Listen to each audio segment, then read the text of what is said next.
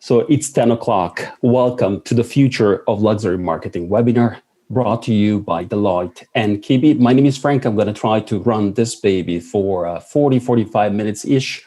So we'll keep it human. We'll keep it lively.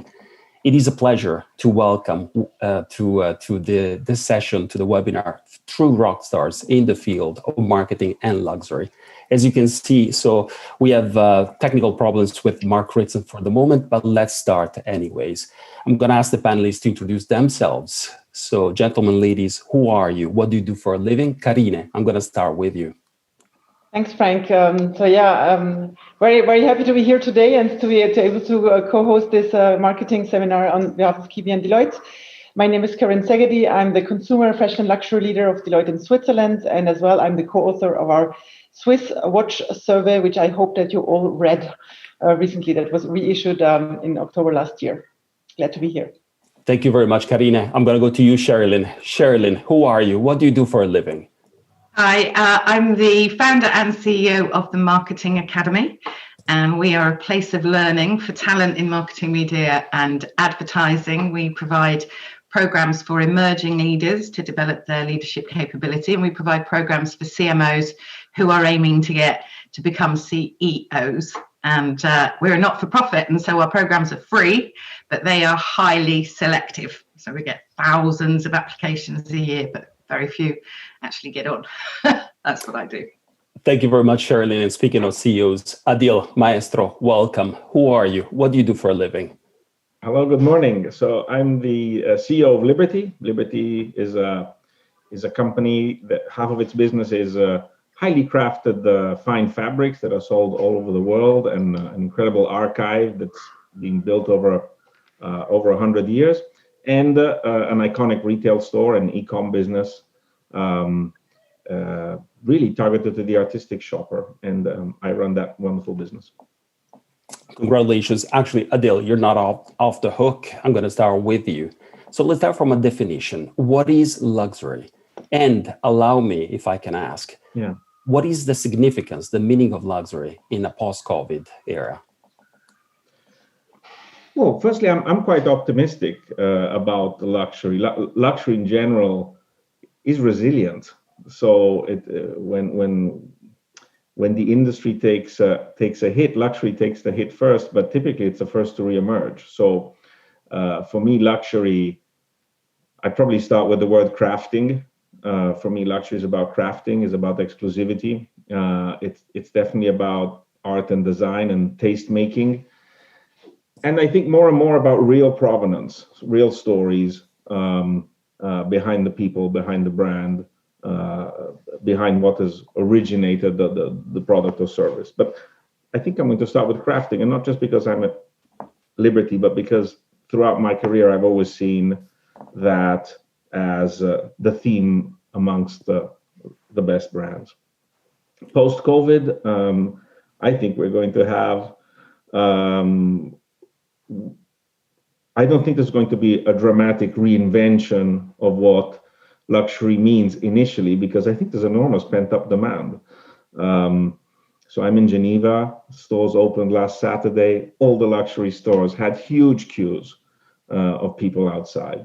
Even hard luxury that you wouldn't think is an urgency the first day stores reopen. So I think we will see luxury come back strong, and framed the way I described it. So it's not about expensive.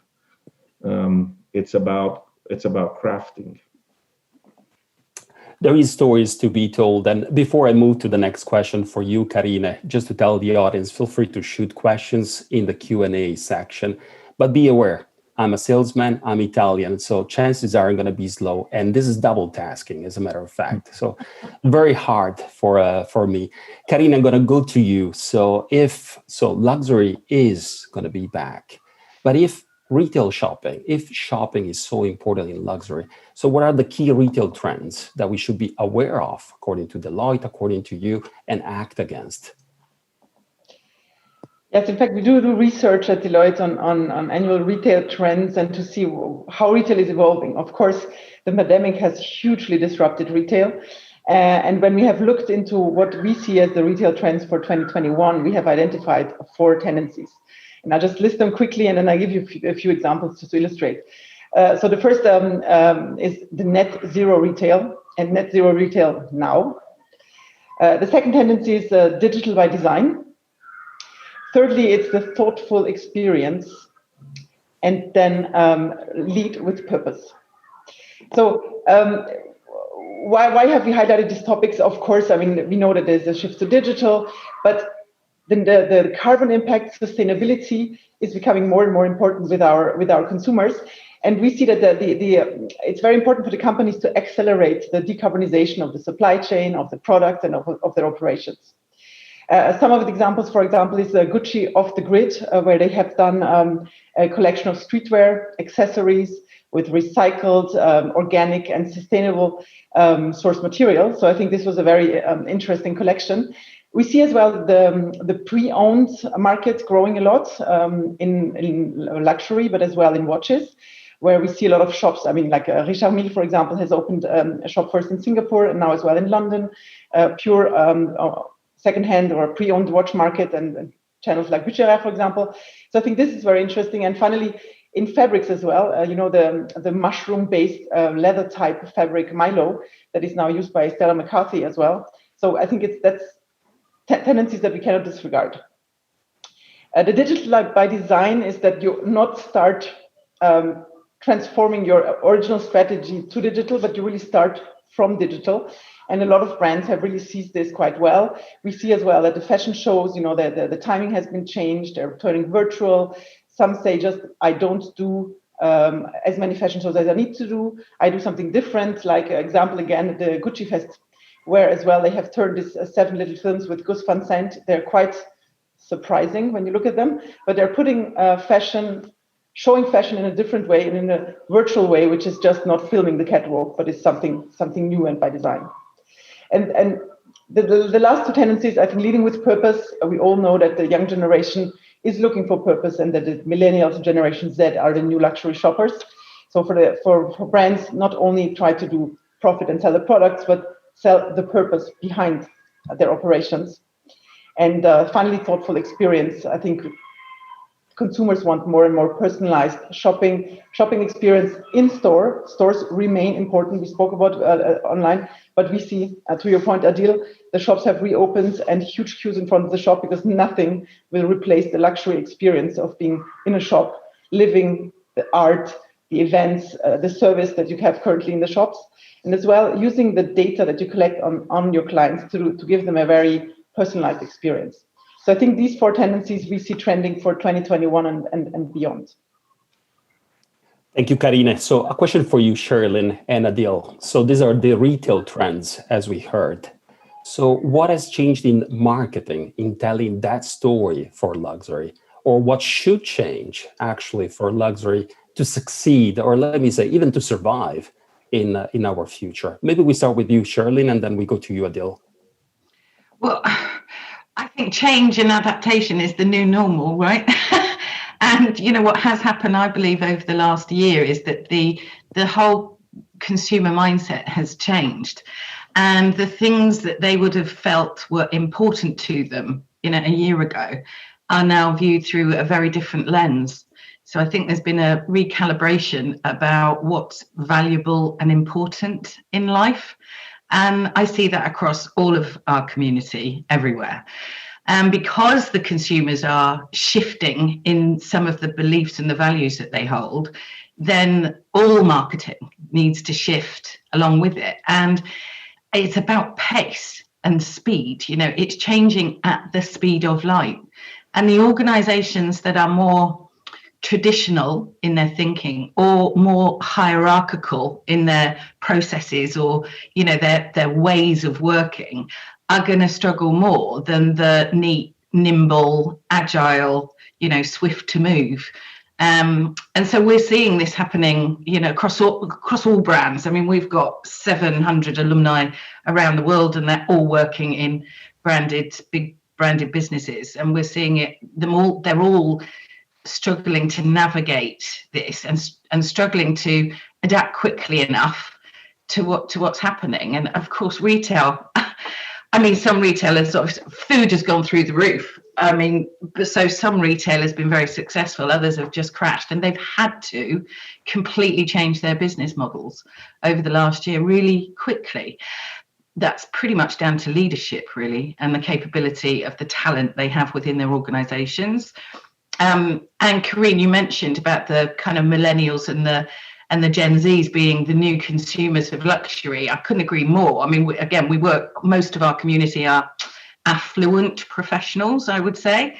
And, you know, the 30-somethings, the early 30s, late 20s, early 30s, they are definitely seeking more for their money. And what I mean by that is more impact on the world through the money that they're spending. And it cannot be ignored. You know, has to be responded to, and has to be responded to really quickly. And how do you bring these two worlds together? Because that's the complication, no? It is the complication. It's really difficult. And firstly, if you haven't got millennials within your marketing organization, you're going to come from way behind. And if you're not listening to them, you're going to come from way behind. And if you can't adapt your processes and your ways of working quickly enough, you're going to come from behind. So you have to be really listening to the consumers. So, you know, research and insight it's always been vital, but so much more so now, especially given that the consumers' viewpoints are shifting like sand with time. So, you know, that piece of insight work that you did 4 months ago it's almost out of date now. The same group will start having different feelings and sensations now. So for me, it's the ability to respond to that, to respond to real change at speed is vital, I believe. Adil, in your case, what have you changed in your storytelling? Can I start somewhere else, because I've heard something very interesting on retail. Maybe I can absolutely just provide a layer there. Before COVID, retail was in crisis. Before COVID, especially big retail, and most retailers explain the crisis by saying our business is very sensitive to traffic, and now we've lost traffic to e-commerce. And the deck of cards doesn't hold. It doesn't hold financially, and it's that sensitive. And I think that was a cop-out, because in reality, I think retail was in crisis because there was pervasive homogeneity. So you could go to a top department store in London, or you could go to Terminal 5 at Heathrow, and you would get the same experience, the same brands, because retail had become a real estate operation, renting out space to concessions, and that brings great homogeneity. So the cure there that most retailers said was to provide services. So to provide opticians and hairdressing and beauticians and other things that would give you a reason to visit beyond the assortment. And I think we now have to do much better than that. So I think the first thing that is important is a point of view that is unique, an edit. So when you enter a department store, you're buying into that department store's view of taste making, or that store's view of taste making. What am I thinking now? I'm thinking that maybe Liberty should be an art gallery when you walk in, and have that experience. I'm not going to cut it by having a nice tea house and an optician. I need to elevate to something that truly you can only experience in store and is magic. So I think the bar is much, much higher. Now, most of us are, there are two schools at the moment, which is, will we have a galloping return of traffic and people and business, or will it be gradual? And the truth is, we don't know. So when we briefly reopened in the summer, we had the same experience as everybody. It was really quiet. When we briefly opened in December, it was really busy. And in both cases, we got the forecast wrong. And it's difficult to manage because we need to buy products 6 months before, a year before. And brands have had very disrupted supply chains. So I think that there will be, don't judge retail and the changes that retail make in April or May, because we've been knocked out and now we're getting up and we still have to find our ground. But I think that the changes that I need to make to marketing and to the experience are very much in the camp of extraordinary experiences and think much bigger than a list of services that cannot be digitized. It has to be a much bigger idea than that. Can I just ask you a question on what you just said, Adil? Well, maybe two questions. First question is, after the first lockdown, what we realized is, of course, there was less traffic in the shops, but one visit was one purchase. So people didn't go to shop around and to look around. They knew exactly what they wanted. They came, they bought, and they left, because of COVID, they couldn't really spend a lot of time in the shop. Yes. Now that COVID is getting longer and the reality is there, how are you going to adapt to make the shopping experience so nice and be able to socialize when we are not able to socialize? And my second question would be, again, the same that I have for Sherilyn, is how do you reach or how do you get attractive for, like, to the more mature shopper and the very young generation? These are very difficult questions. So on the first question, definitely we had that same experience you said, which is, okay, if I'm going to leave the house and I'm going to put myself in a situation which is being described as dangerous because I need to take the tube, I need to take a cab, then I have to have a purposeful reason, and I'm going to be task oriented. So shopping as in let's go for a browse was not on the menu. So definitely it was one visit, one purchase. I don't know that I can, the rules that are imposed on us or that we choose to adopt are very tricky. So distancing between people, we need to take the surface area of our store, divide it by people, do a circle of 2 meters around everybody, sanitizing, sterilizing clothes. So if your question is, how can I rebuild that interaction that is part of the experience of shopping when I'm under all of these constraints? I don't know, because really we need to be obedient right now. I am very encouraged by the vaccine progress in the UK. It's tremendous, really. I mean, if the UK got everything wrong at the beginning, it seems to have gotten a lot of things right recently. But I think that until that unlocks people's mindset and feeling safe again, and us as retailers, we have a responsibility. I think we will try and not make too many plans of how to operate with the rule of today, because the rules change every day. And once we have a steady state, I think then I think that we will really work on the steady state, which is freedom again, not to try and develop interim plans to handle the rule of the day. Sherilyn, any further comments before I hit you with a brutal question? I can't wait for a brutal question. Liberty's got to be an art gallery. What a fabulous thing. and you're absolutely right. I mean, to get people back into retail, and the retail estates need to be venues almost. The need to have that whole experience is getting bigger. And, coming out of COVID, once people feel physically safe, they're going to want connectivity. They're going to want to meet. They're going to want to be with people. And I think the imagination and innovation of the retailers is going to be absolutely key.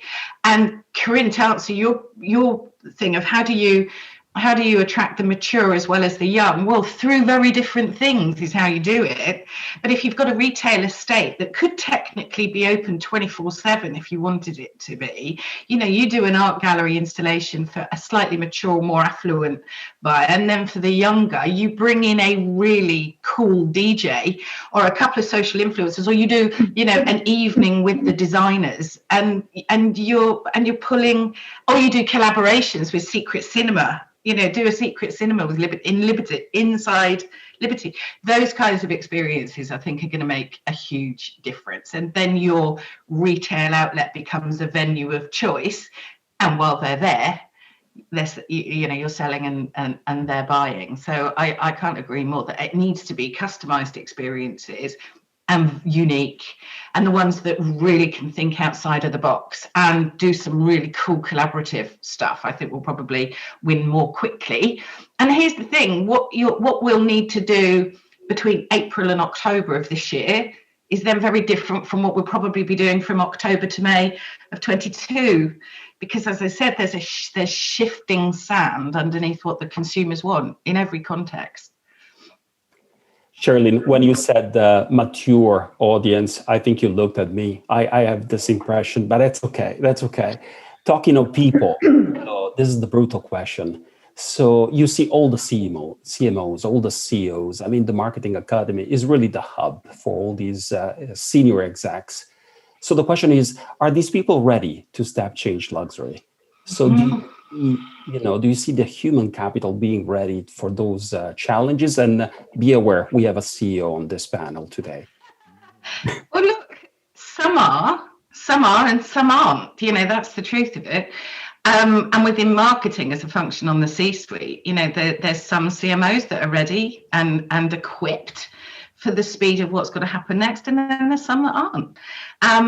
For me, it's always going to come down to leadership and how well they lead.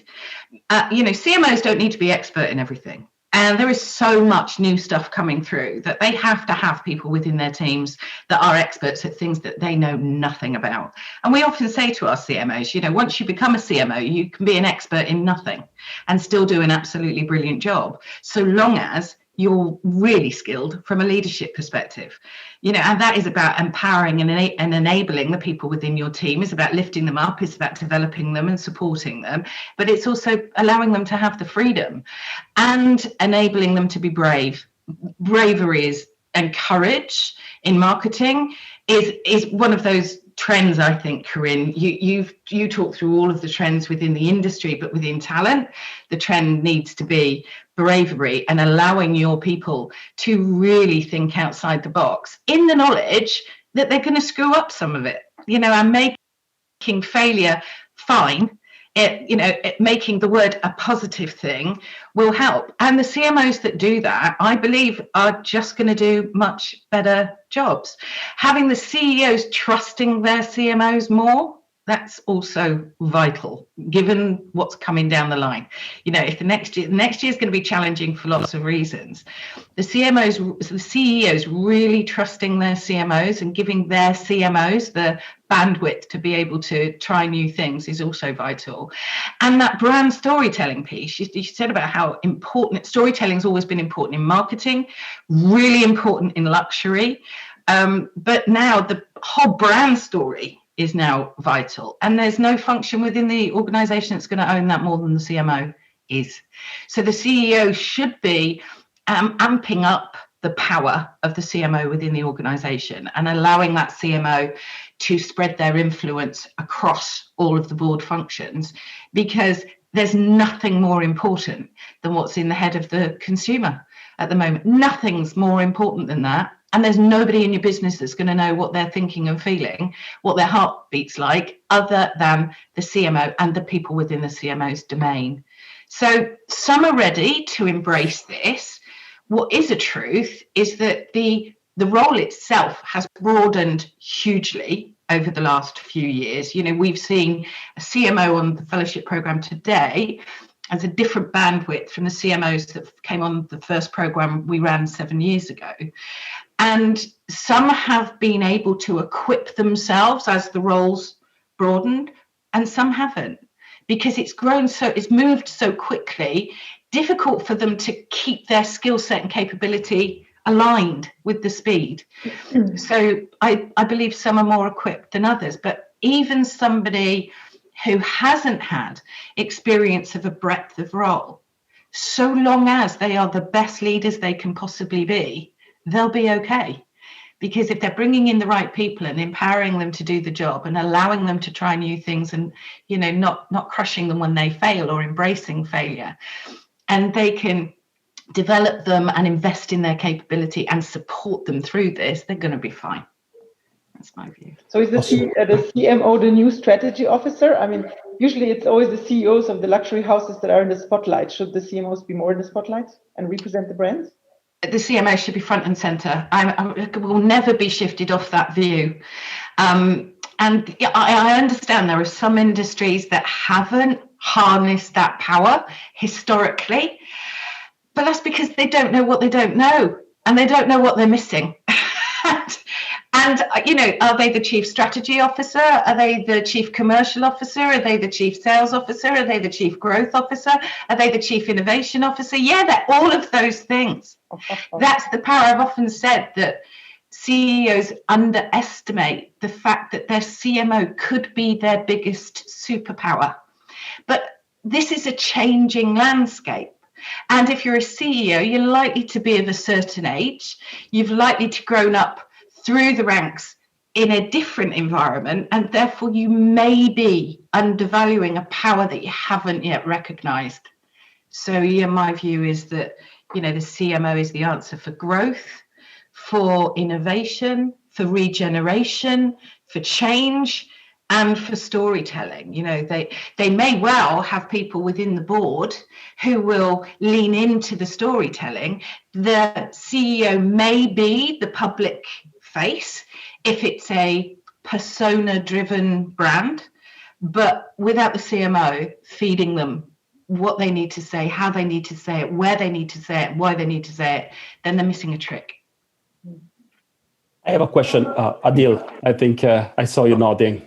Yeah, well, I think if the question is, are CEOs and CMOs prepared for the next revolution, I think absolutely not.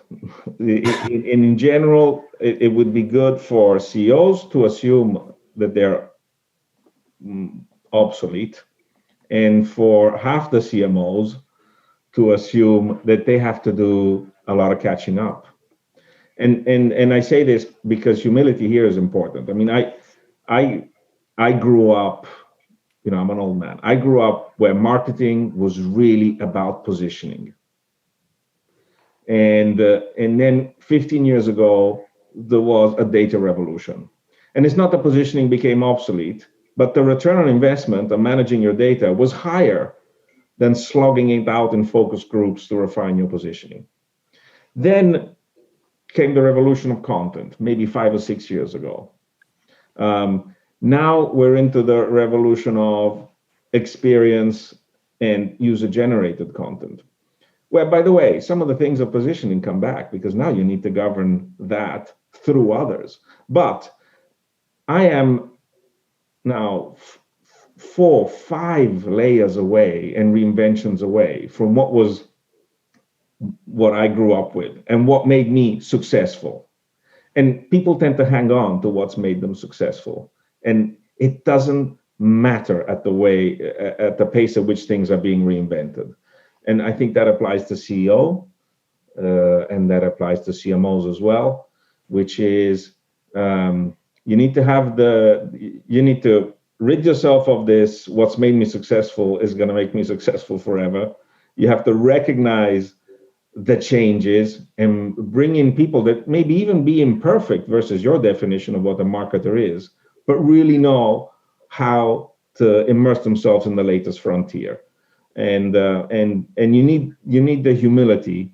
And I think what Cheryl said about you don't know what you don't know, and you need to find out. Oh, I couldn't agree. I mean, I'm in violent agreement with you. In fact, I could kiss you, Adil, because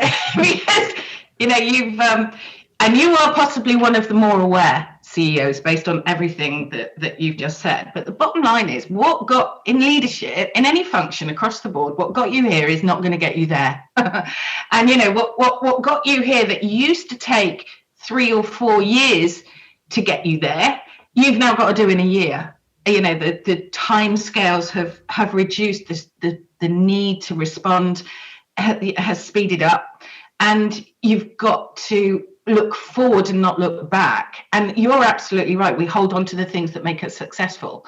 What we have to recognize that what success is today is not going to be success tomorrow unless we make some pretty radical changes.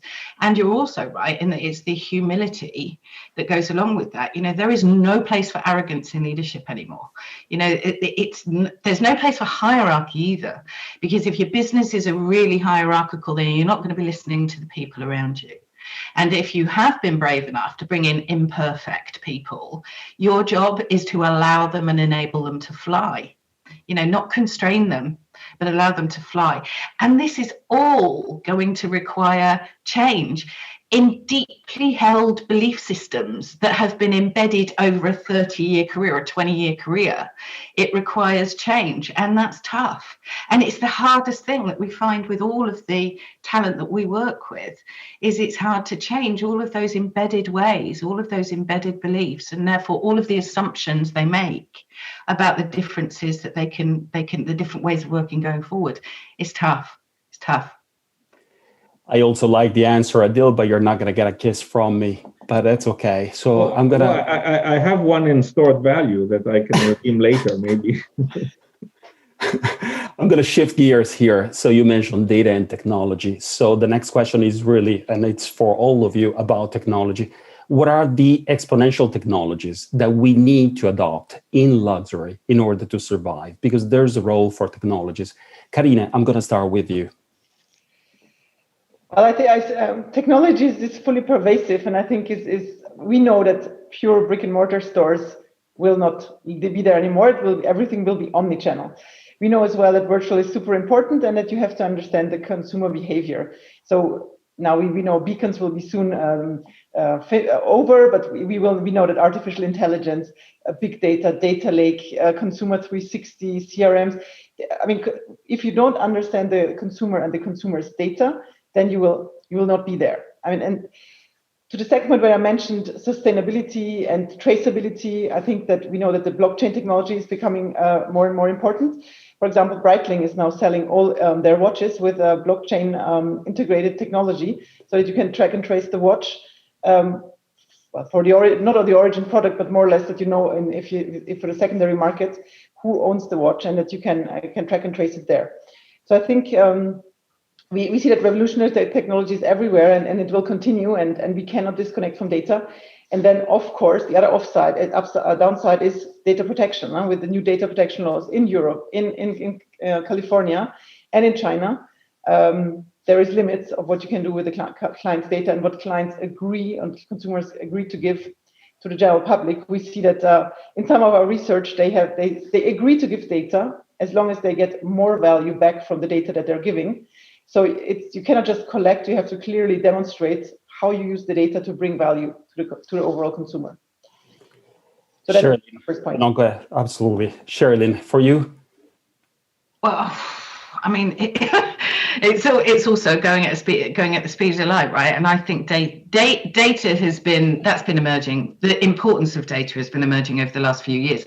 And we're often saying now to our CMOs that, there was always a thing that make your CFO your best friend as a CMO. And now it's make your CIO your best friend, because the influence on the tech spend should actually sit within marketing, as far as I'm concerned, unless they're investing in internal infrastructure and systems. The technology spend and CapEx invested in that needs to be sitting within the CMO domain, because there's so much coming through. But again, this is about getting close to the consumer, isn't it?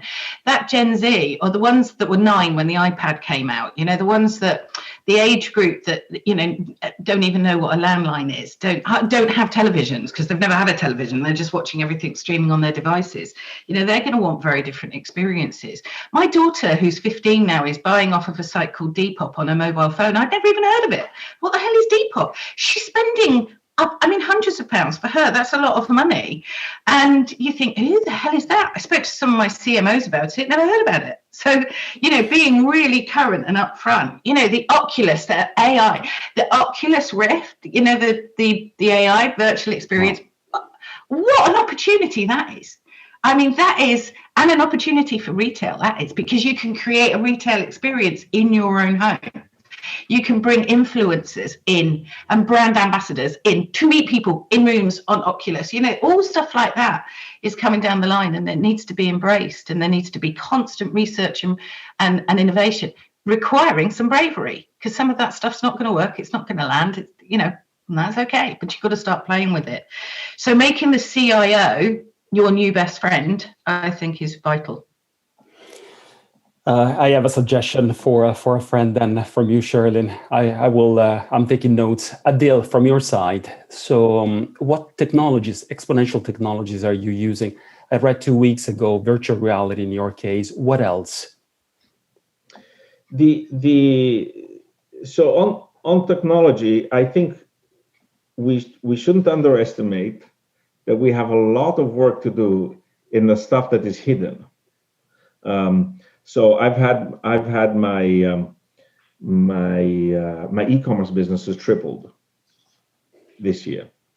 So I'm now the size in e-commerce that I thought I would be in 2 years' time, and I had a plan to build my business over 2 years' time. That included how I was going to build and improve my database, how I was going to build and improve my one view of the customer, how I was going to build and improve my warehousing and my integration. And I didn't do any of that, and my business tripled. So now I'm in real catch-up mode on that. And because I'm in catch-up mode, if I can afford it, it enables me maybe to jump a generation of technology that I want to adopt and go to the latest. Maybe I can't integrate, which is always the temptation of going to the closest next technology, and I just have to jump. So I think it's a moment where we need to be really open to and I think many e-commerces are bursting at the seams structurally. So their sales has gone ahead of their infrastructure. And that's a mind opener, right? So you can either look at it as, oh my God, I'm going to explode, or it's your chance to bring forward investments and do things that you would have done later and catch up if you need to catch up. I think, I don't know how to answer your question about what I want to do, but I definitely think that blockchain, we are on blockchain, we are overly concerned about what it is and undernourished on how to use it. So it's a little bit like when, I don't know, most people will tell you that they're very, very, they know computers, they use them every day. The truth is nobody actually knows how the computer works, but they are so familiar with what the computer can do for them. And I think on blockchain, we're at that pace. So when I talk to people about blockchain, you have some geeks that can tell you about, cryptography and mining and whatever. And then you have a few of these early attempts to use the immutable record aspect of it to, for example, for like Breitling has done, for authenticity or for fighting forgeries, if you want to look at it at the other end. But the opportunities here are immense, and we particularly on the consumer side and on the product side, and being able to record every moment of a product or of a customer experience and have it be have it exist forever. And I think we're still in the phase where we don't have the language and we don't have enough counterparts that are really into the use part. We're wasting a little bit of time trying to understand how it works. And maybe it's not important how it actually works, but what can we do with it? And we need more translators, and I think that's part, Francesco, of what you do. But we need more people that bring forward the end game, because CMOs will be interested in that, and I think it's going to be an absolutely pervasive revolution for marketing, particularly in this world where influencers will no longer exist, because everyone is going to be an influencer, and with that degree of explosion of the counterparts that represent your brand, blockchain will be the way in which we govern that. If I can maybe add, Frank, something. I was thinking, when we were thinking about technology as well and consumer behavior, we said, well, China was always behind in e-commerce. US was first like 10 years ago, and suddenly they've exceeded the US usage of e-commerce and of electronic devices, and they have just ran over a few digital revolutions, and they are not, if you want to know how the consumer is going to consume online, you have to look at the tendencies and what you see in China. And I mean, if you look at Tmall, Alibaba's luxury pavilion Tmall, they have now looked it up, over 180 luxury brands over there. 51% of the top 45 luxury brands have their flagship store on Tmall. I mean, you have even cars, and you can buy Maseratis, you have Versace, Burberry, Cartier, the joint venture with Richemont's Net-a-Porter. So this, I mean, having your flagship store on this not only your brand.com, but having this marketplace is really something that we see being explored very much in China. And we see that the average time that Chinese consumer spends on Tmall is 27 minutes, which is quite long. That we have the Chinese consumer spends 6 hours a day on their mobile phone. They over 50% do look at their purchases on social media and decide on what to buy via social media. And you have and over 613 million of Chinese have watched at least one live stream in the last 12 months. And live stream is something which comes up more and more as a new sales channel, because you can buy live when you look at a catwalk, for example. So I think what we see over there, this huge connectivity and almost all the time on your phone in the hand, everything easy, is something that will come over to us and will even drive e-commerce and these online buying patterns even more. I have a question from the audience, from Madalena, since we're talking about technology. Is NFT relevant for luxury? Is it too early? Is that going to be a thing? What's your take? Any takers? Adil or Sherilyn, Karin? Otherwise, I'm going to give my point of view on NFTs. Go, Francesco. It's you haven't done any talking. No, it's biased, of course. So it's probably too early, but let's see. It's part of this technology revolution that you mentioned, Adil. Let's shift gears. Karina, you mentioned purpose at the beginning of the call. It's one of the trends, one of the key retail trends. I have a question for the three of you, for the speakers. So we come from 15 years of private equity, 3G, ROI, up to the bones, zero-based budget. It's all about data. So I don't know if it is purpose, but is there room for a bigger script for luxury? That is the question. So it goes back to the leadership element that you were mentioning, Sherilyn. What is the role of that bigger script in the case of luxury? Who wants to go first? You want me to go Sherilyn, first? Yeah, I can go first. So look, the need for profit and ROI is never going to go, and never should. We wouldn't be in business very long if we didn't have all of those things. But the truth is, the citizens of the planet want to know what contribution they can make to its future. And one of the ways they can do that, if you choose to, is through what they're buying and why they're buying it and who they're buying it from. And the younger generations coming up, our scholar level, who are in their early 30s, they definitely, it factors into what they buy. It just does. If it's, I know some of them that absolutely will only buy organic, sustainable clothes. Now, do they want to buy designer stuff? Yeah, they do. Can they? Can they afford to? Yes, they absolutely do. Is there as much available? Possibly not yet. But if there were, they would. So it just cannot be ignored. And neither is it soft and fluffy, which, a lot of marketeers believe.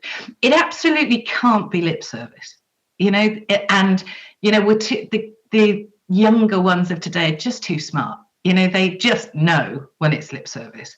It's got to be embedded in everything you do. And it's got to be, at the heart of what your brand stands for it to be truly authentic. So don't play with it. That's a hiding to nowhere. But it's vital, I believe, for the future of the industry, not just luxury, everything. I would far rather buy cheap, but, sustainably sourced detergent if I had a powerful enough choice. So, the big brands have been getting on board with it for years. I think the luxury brands have begun, as you mentioned quite a few, Corinne, that, really do take this seriously. And also, one of the things about the pandemic, in my view, it's got people much closer to their own communities. The world shrunk a bit for a whole year. The world shrunk, which had never really happened, since the war, probably. And that's, I believe, shone a bit of a spotlight onto kind of localization and supporting the kind of local community, your local city, and possibly even your country, because that's been the shift over the last year. We've looked inwards far more than we've looked outwards. So that's going to be important too. So it's not just, is the manufacturing process abusing children in the Far East or in Africa, but what investment in my local community or city is happening within the supply chain? Is the other materials being sourced locally, supporting local merchants or artisans, etc.? So that's definitely going to be a shift, in my view. And then purpose, as in providing just more meaning, is vital across the whole board, including internally into your own employee base. And I don't want any brands to not understand the power of their own employee base. They are your advocates, your champions, your ambassadors. Your best brand ambassador going is a person who works in your call center. So right the way through your organization. And if you're not acting and behaving in a way to your own employees that reflects the fact that you hold wellness, health, mental health, physical well-being important to you, then you're not going to do that externally either. So it goes right the way through the business, and it does start with leadership, because it starts with the culture and the beliefs and the behaviors of the business. Karine, Adil, any comments? What can we say after this masterpiece? Yes. Just gave us. I think luxury brands. Yes, masterclass from Sherilyn. I think luxury brands are well placed because now some luxury brands, of course, are huge and they pretend to be small, but generally luxury brands tend to be smaller business than mass market brands, and that gives them a much bigger responsibility and opportunity to create community. And the ethos of a brand can be owned by the community and shared by the community and criticized by the community. And so I think that luxury brands are well equipped on that. I think luxury brands are well equipped also on being able to do that tracing. By the way, another thing that is enabled by blockchain, do that tracing of the supply chain, which is extremely complex, but be able to do it and to show that their supply chain is right, is clean, is ethical,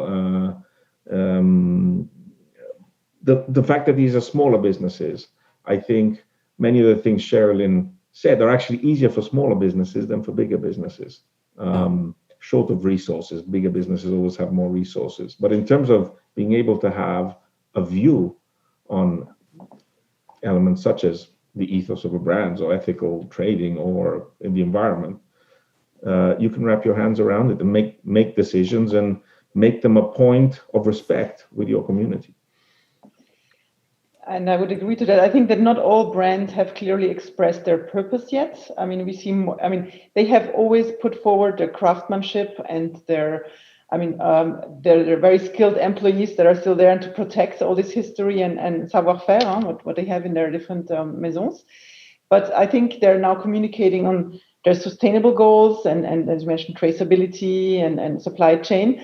But the purpose of why they're here and why they're doing what they're doing is probably not completely clearly expressed by the larger luxury houses yet. So I think that we will still see a shift there because there's a demand from the consumer. And it's going to take time, as you said, Karina. There's a second question exactly on this respect, on how serious luxury companies are in this path to sustainability and purpose, but you just answered. Another question from the audience, but I'm going to ask you, Adil. Karina, you mentioned there's trends in the Far East. They look like they're far ahead of the game. And Adil, to what extent these trends are coming to Europe? And do you think, luxury brands are a thing only for Asia Pacific, as a matter of fact? So what 100% are coming to Europe, and 100%, whether they're voluntarily imported or not, they will come. I think we've all seen that we've all seen all these projections about 50% of the luxury market being in China alone in the next 4 years. So once you have one place that is 50% of the market, of which 80% is going to be domestic, there's no point even considering anything else. So that will come. Now, the reason the Chinese are so ahead digitally, as Karine described, is one, because they skipped a generation. So it's all happening on the phone. All happening on the phone. The other is because they have a very free, paradoxically, a very free economy, including very relaxed privacy. So when you're working in China digitally, you have, I don't want to call them constraints, because I respect privacy and I think the privacy needs to exist. So I don't want to call them constraints, but certainly when you work in China, you don't have to pay homage to any, not any, but many of the rules that you need to pay homage to in Europe. I think that was going to lead to a clash on the legislation table, because it's very difficult for brands to differentiate in global marketplaces through global channels how they will manage a database under relatively relaxed rules that maybe in some Far East countries and very tight rules in other countries. It's very difficult to do that differentiation. So I think that that's going to be a challenge, but definitely if we want to see the future of technology, of people like Tmall or Tmall Global operate, and of how consumers use technology and apps and the newest apps, I think if you look at China, you get a peek of what will be Europe in a few years. Absolutely. I just realized it's 5 to 10, so there's room for one more question. I'm going to take it from the audience. I find it very interesting. New generations tend to be more similar than we think. A Gen Xer in China or in California maybe share more values together than they used to. And so what is that? What does that mean for luxury? And what does that leave the local taste, the local nuances to consumer experiences? What's your take? I'd say that's definitely true as a statement. And it's because of global media exposure homogenizes experiences. I think it means at the very base level that you cannot, I think for many years, luxury brands operated by thinking of themselves as exporters. So you create in your home place and then you export that to other places that you imagine are waiting to be trend led by you and where you are. And I think that has to be reinvented. So, as I'm thinking, for my business, I need to have creatives from China. I need to work with designers in Japan, because the future is not of exporting to people that maybe we imagine are looking at us aspirationally to see the future, because in many cases they are the future. So I need to work with them to make sure that I'm contemporary, and maybe the reverse flow will happen, and it's going to be exciting, creatively very exciting. Comments from your side, Karina, Sherlyn, go ahead.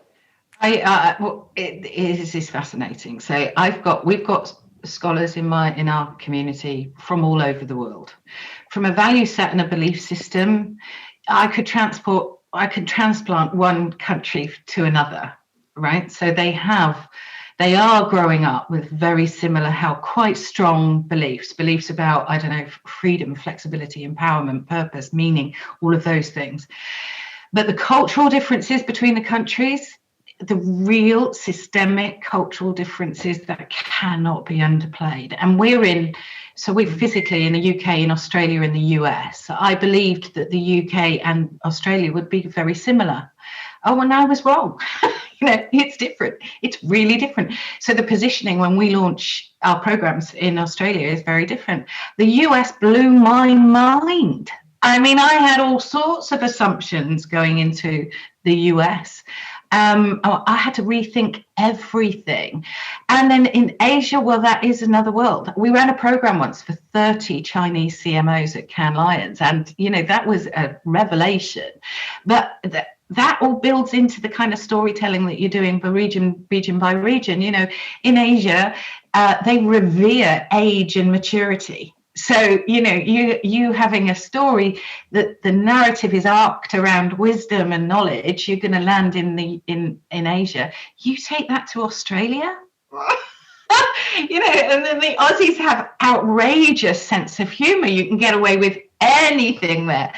The US, not so much. So it's just, you've got to be adaptive. But you're right, Adil, bringing people into your organization that are from the very markets that you're seeking to communicate with is really essential.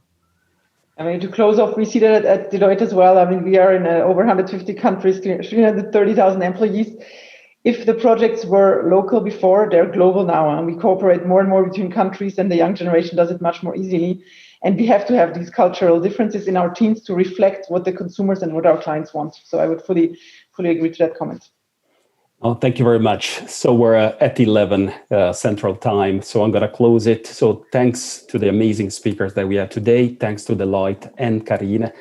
Adil, I'm going to quote you. I think there's a nice conflict here before doing more and humility. So you said, I don't know. I find that very enlightening. So thank you very much. So from Deloitte and Kibi, so the people that you see on this panel can help in the journey to make a better marketing for luxury.